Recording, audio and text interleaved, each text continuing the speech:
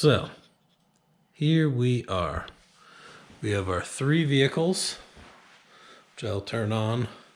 Our large Mastodon, also known as Yellow. Our small Yeti, also known as Blue.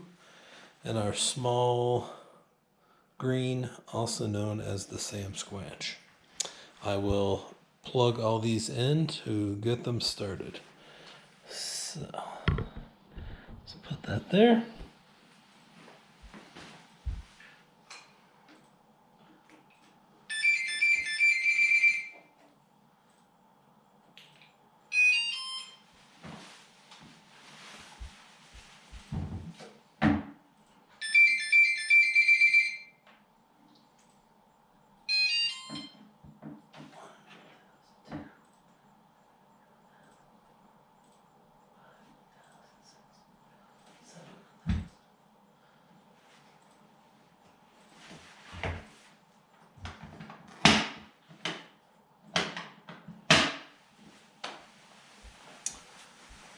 Okay, all the vehicles are turned on.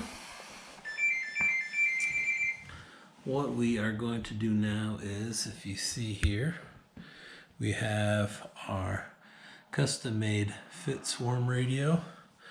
We have our laptop computer running mission planner. And we have our hand control unit. This is what controls everything. So in order to get started, first we just select the correct COM port for this radio and the baud rate, and we click connect. So this is using a multipoint or mesh radio.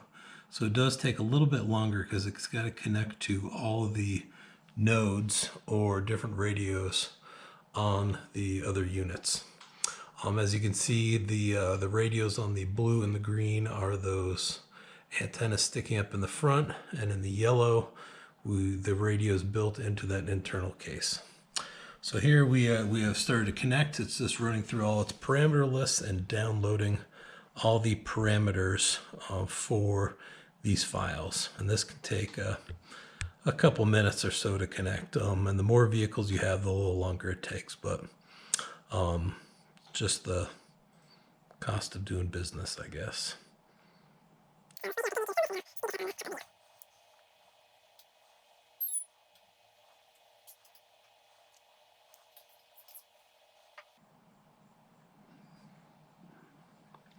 All right, we are all connected again.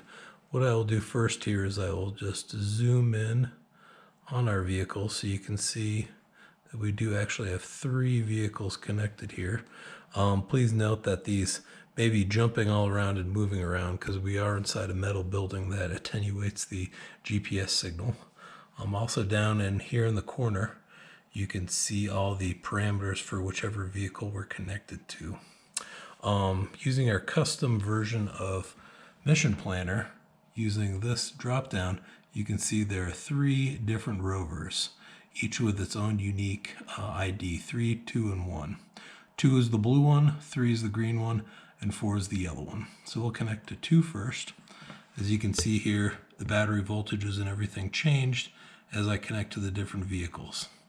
What I will do first to show off this swarming is we are going to be using a joystick for control. So we're going to use this Delta ROV HCU from our friends at Delta ROV, and we want to keep it in manual mode.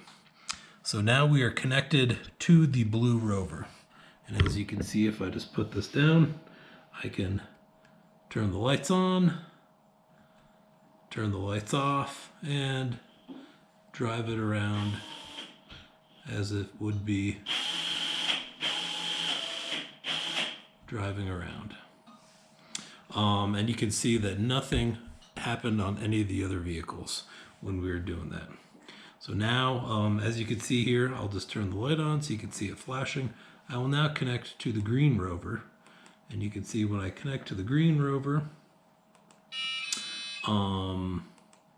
nothing happened with the blue rover, and now I can go and I can turn on the lights of the green rover, and as you can see, nothing happened with the blue rover, and I can turn them off, turn them back on, and I can make this rover drive around different directions without anything happening to the blue rover. And finally, I'll connect to the yellow rover, as you can see here, and I'll turn on the lights. And all this does is turn on the little flashing light on the top you can see there. I can arm this vehicle, and that should be ready to go. And as you can see, we can spin these wheels around and do all this. So while I have all these connected, what we can do is they will all stay in the mode that I left them in. So if I reconnect to the green rover, which is number 3, I can connect to that, and while I'm doing that, I can turn off the lights, and as you can see, it doesn't do anything to the other rovers, and it's still in an armed state where I can manually drive it around. Now the goal for this is we would put them in autonomous missions, and as we swapped between vehicles, they would remain running their autonomous missions. But if we needed to, for instance, I need to bring the yellow one home, I can connect to the yellow one and drive it home as need be, while the other ones are continuing on their missions. So this allows me to send discrete controls and missions and waypoints, parameters, and control each vehicle independently, but I can control them all through my single instance of Mission Planner and a single hands control unit. That's about the gist of it right now. The green and the blue one are all set to go. The yellow one is all set to go as well, but we just have not been able to tune it yet as it is very cold outside. And everyone is talking back to this blue radio, which is connected to my computer here, and they are all talking to each other. So if one of these vehicles goes out of range of my base radio, but if they're still in range with the radios on the other vehicles, I will still be able to communicate to them and control them. That's all for now. Till next time, friends. Ciao.